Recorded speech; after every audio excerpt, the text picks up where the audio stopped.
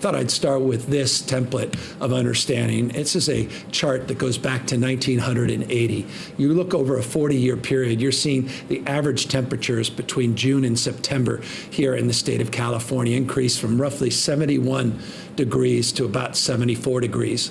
While that may not seem significant, 3 degrees, it is profoundly impactful. Average temperatures in the state of California during these summer months increasing over the last number of decades. This is a direct cause and effect to the experience that we're currently having, this climate-induced, human activity-induced, climate-induced wildfire season.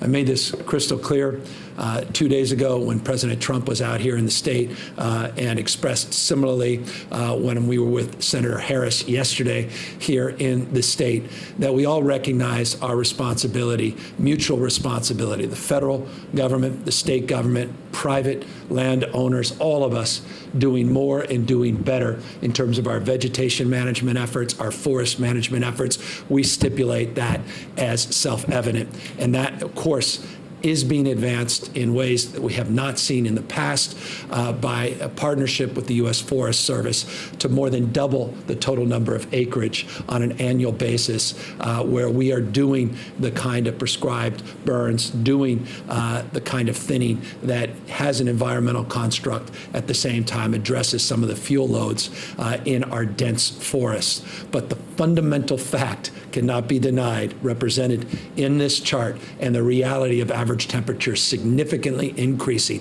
And you see that trend line.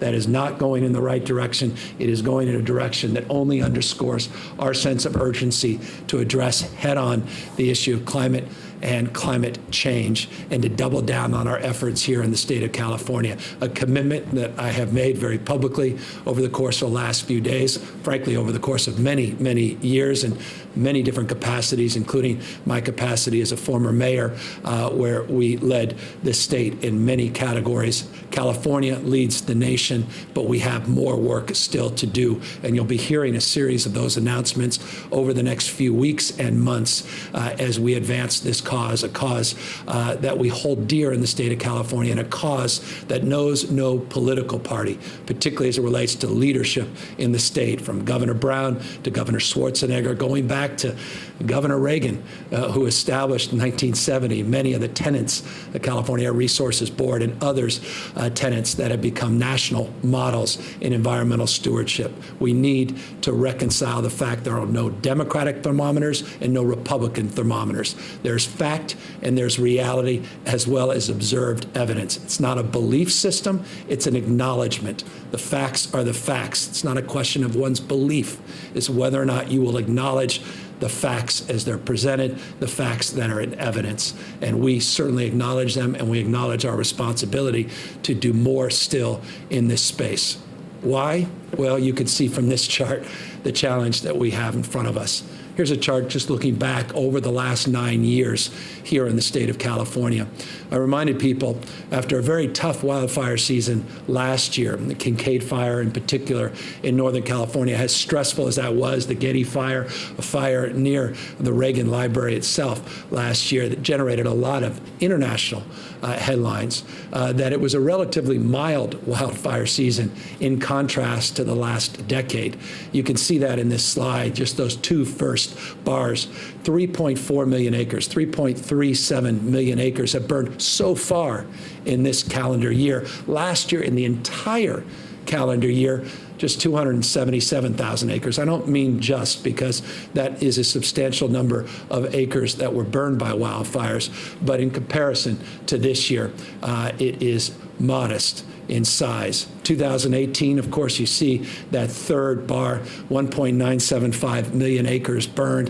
The Camp Fire, 153,000 acres impacted in and around Paradise related to that fire. 85 lives have lost. That being one of the most destructive and devastating from structural perspective and lives lost perspective, not just acreage perspective. Gives you a sense of the challenge that we're facing and the challenges that we will face moving into the future, that are going to require us to be more flexible, less ideological, and more committed to the collective cause of organizing strategies to keep people safe and to maintain our adaptability and our resiliency so that we can work through this challenge in this climate-induced crisis, this emergency that we're facing not only as a state, as a nation, but as a globe and as a world people. As it relates to California's historic wildfire seasons, let me break them down in terms of the total number of fires in more, well, I think, easily absorbable terms. Last year, this time, this date, we had 5,136 fires, only burning 152,000 acres. Again, this year, 3.4 million acres, close to 8,000 fires. I'll remind you that it was a month ago yesterday that we started experiencing the impacts of some, well, nearly 14,000 lightning strikes. It was a month ago yesterday that we can mark that we have now burnt just in the last 31 days or so 2.8 million acres. And have had the tragic loss of 25 lives and thousands of structures. Again, unprecedented number of lightning strikes. Of course, August was unprecedented in terms of heat. Record level, record recorded heat in the state of California, including 130 degrees down in Death Valley, which may, as they analyze it more closely, may be a world-breaking record, 130 degrees here in the state of California, hottest August in our history.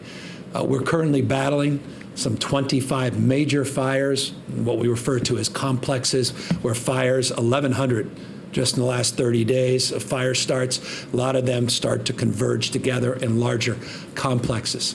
We still have 38,000 plus people that have been evacuated, and again, over 3.4 million acres have burned to date.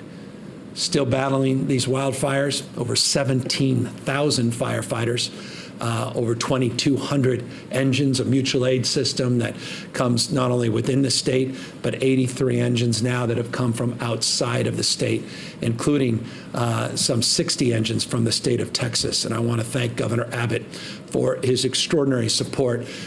He has been incredibly responsive for now months here in this state, but in particular is really helping us with that Creek Fire, which I'll talk about a little bit more in a moment. It just gives you an indication, example of a mutual aid system that knows no politics and that spans not only to states along the West Coast and places like Texas, but includes New Jersey. Governor Murphy picked up the phone and he sent 3 engines from New Jersey. We had firefighters, 10 from Israel, and had the privilege of talking to Prime Minister Trudeau, who has sent out under their mutual aid system 100 plus firefighters to help support our efforts in addition to all of those other states.